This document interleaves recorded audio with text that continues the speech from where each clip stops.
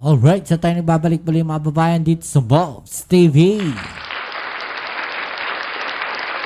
Okay, so ito pag-usapan natin mga babayan. No, kinuyog po ang ating Pangulong Bongbong Marcos dyan sa Tondo at si Mayor po, Isko Moreno mga babayan. Tila bumaligtad na po. No, at sinuportahan na po ang ating Pangulong Bongbong Marcos. Okay, so yan ang ating alamin ngayon at pag-uusapan. Pero syempre, bago ang lahat, please don't forget to subscribe, like, share, at comment dyan sa comment section. Okay, so ito, alamin natin mga babayan, no? Ito pong balita na kung saan ito pong Pangulong Bongbong Marcos ay nagpunta po, no, dyan sa Tondo, sa Manila, mga babayan. At nakita po silang magkasama ni Yorme. At yung Pangulo natin, yung Pangulong Bongbong Marcos, kinuyog po ng mga tao. No, kinuyog po siya sa tuwa mga babayan dahil yung Pangulo natin ay talaga namang puro trabaho po ang ginagawa. Ano? Sabi nga dito, PBBM spotted abala sa trabaho kasama si Yorme Isko. Alam naman nating napakasipag po niyan. No, ni Yorme talagang puro trabaho yan. No? Walang pinagkaiba yan. Mga babayan, dito po kay Mayor Vico Soto ng Pasig. Sana marami tayong ganyang mga mayor, no, dito sa ating bansa. Actually, no, nababalitaan ko na marami pong mga mayor ang ginagaya yung estilo netong mga to ni Mayor Isko Moreno, no, Mayor Vico Soto. Naging ehemplo sila no, dun sa mga mayor, no, ng Metro Manila at maging ibang panig ng ating bansa, mga babayan, dahil napakagaling po ng mga mayor na yan. No, sabi nga dito, you cannot put the man down. Don't test this man. Pailalim kung tumira ito pag pinulitika mo ang taong ito. Ibig sabihin dito, mga kababayan, no, na pailalim no, tumira, ibig sabihin, trabaho ang igaganti niya sa'yo. Alam naman natin kung paano banatan, no, netong si Yorme nung panahon ng kampanya, mga kababayan. Diba? Pero ngayon nakikita natin sila na nagtatrabaho po, no, na magkasama. Sabi nga dito, disregard ang politika, mga babayan, no? Okay, so ito, no, panoorin natin, no, you cannot put the man down, sabi dito, mga babayan. Okay, so ito, panoorin natin, mga babayan. Grabe, no? Yung tao talagang dinudumog sila, mga babayan. Kaya lang, syempre kailangan kontrolado. No, hindi kasi po pwedeng basta kuyugi sila. Baka mamaya may mga, alam niyo na, may mga DDS na yung masasabi, di ba? Kasi Pangulo ng Pilipinas yan, mga babayan. Kaya delikado, no? Na basta may mga makakalapit po na tao sa kanila. Kaya kailangan salang-sala. At ito makikita natin na magkasama at nag-uusap po si Yorme at saka si Pangulong Bongbong Marcos.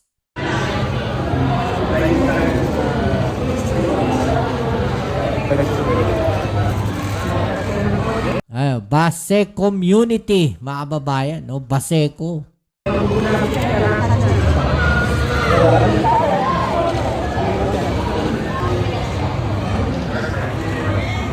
Grabe, grabe, no? Ganda na ng mga bahay, no? Kung yan po ay Base Community, mga babayan, na naging proyekto, at ganyan po, no? Imbis na squatter, o yung mga barong-barong po na bahay, nakatayo, para ho maganda tignan, ginawan ho na ganyan. No? Kung yan po ay yung proyekto, maganda po yan, mga babayan, di ba?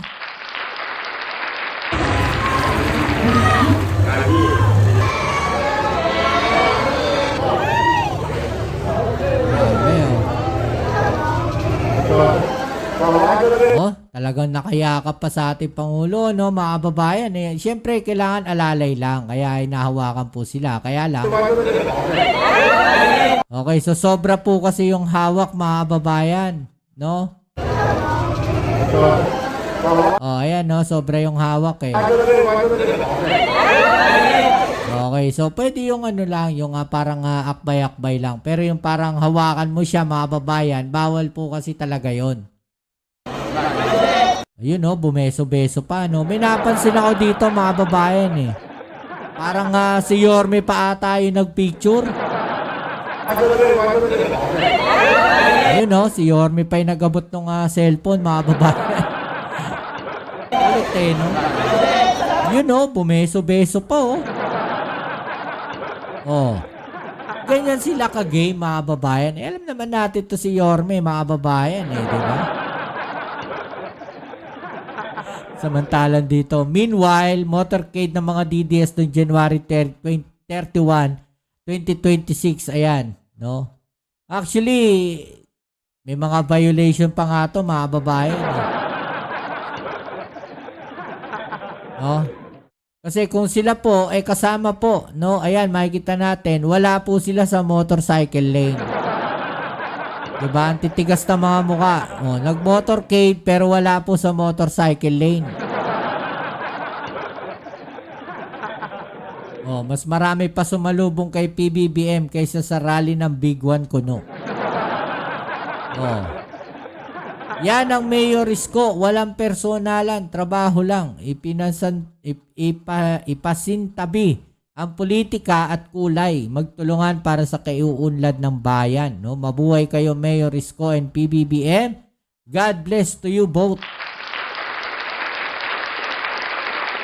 Diba? Ganyan talaga. Kailangan sabi nga dito, good job BBM and Yorme. Pag maganda ginagawa, suportahan, magkaisa pusong Pinoy. Kailangan talaga na nagkakaisa tayo, mga babayan. Isang tabi yung politika. No, importante yung taong bayan. Importante yung mga mamamayan na bumoto sa inyo. Yun po yung ginagawa ng Pangulo natin, eh, no? Actually, wala nga siya pakialam doon sa impeachment niya, mga babayan. No? Sampa niyo yung impeachment, no? Sasagutin na lang yan. Diba? Basta yung Pangulo natin, trabaho ng trabaho. No? Tuloy lang yung trabaho, mga babayan. Hindi ho kagaya ng iba dyan, no, na may mga proyekto pero hindi ho natatapos. No? Kagaya neto. Ha? Kagaya netong tulay ng Duterte administration sa Albay noong 2017 to 2021. Mga babayan, poste lang itinayo. Alay nga, poste lang daw ang naitayo, mga babayan, sa loob po ng 4 na taon. No, tapos sisisihin nila yung Pangulong Bongbong Marcos na wala pong natapos na proyekto. 'Di ba? Yun yung sinasabi natin, no. Yung kapalpakan po ng Duterte administration, mga babayan, ay isinisisi pa rin nila sa Pangulong Bongbong Marcos. Ganyan po ang utak ng mga DDS. 'Di ba? Oh, ano sabi dito? Walang pera na iniwan, palpak pa iniwan. Isa sa mga proyekto ng Duterte administration na ipinatayo ni Sara Diskaya sa ilalim ng Alpha and Omega Construction sa Albay, na kung saan walang nasimulan o di tinapos ang proyekto noong nagsimula. Actually, may nasimula naman, wala lang natapos talaga, mga babayan, no? Nagsimula 2017 hanggang 2020 sa ilalim ng St. Gerard Construction. 3 taon, mga babayan, pero walang natapos. Okay?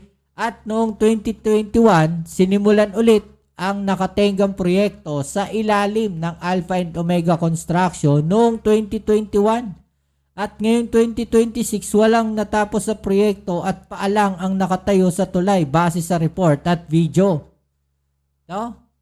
Ito kasing tulay na to, mga babayan, actually, wala rin naman kasi talagang silbi yan. Maliit lang po yung tulay na yan, eh. No, wala talagang silbi yung tulay na yan dahil yan po ay may kalsada sa ibaba, mga babayan. At yung kalsada na yon ay po pwede mo naman lagyan ng traffic light.